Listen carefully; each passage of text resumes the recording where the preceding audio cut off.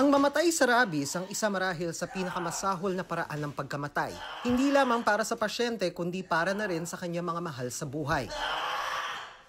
Nakukuha ang rabies virus sa laway ng isang infected na hayop gaya ng aso at pusa na nangagat, nangalmot o nagkakontak sa mata, bibig o sugat. Ang pinupunterian nito ang nervous system ng isang tao. Ayon sa mga eksperto, maaaring tumagal ang incubation period ng 1 hanggang 3 buwan. Pero may pagkakataong inaabot hanggang 16 na taon bago lumabas sa mga sintomas ng rabies. Kung gaano kalakas yung virus na naka-infect sa isang pasyente. Number 2, kung yung immune system ng pasyente ay mahina, syempre mas mabilis mag-develop ng rabies. Number 3, kung gaano kalapit sa utak at sa spinal cord.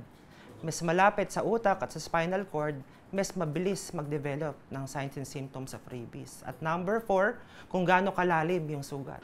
Bago mangyari ito, kailangan makapagpabakuna na ang nakagat. Dahil kapag umabot na ang virus sa utak, unang lumalabas na sintomas ang lagnat, pananakit ng ulo at panghihina.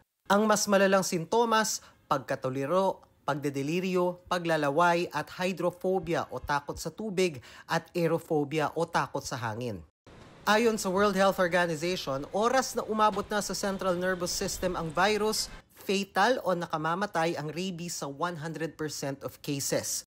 Kung hindi agad makakapagpabakuna sa kung anumang dahilan, ang una mo talagang dapat gawin ay hugasan yung sugat.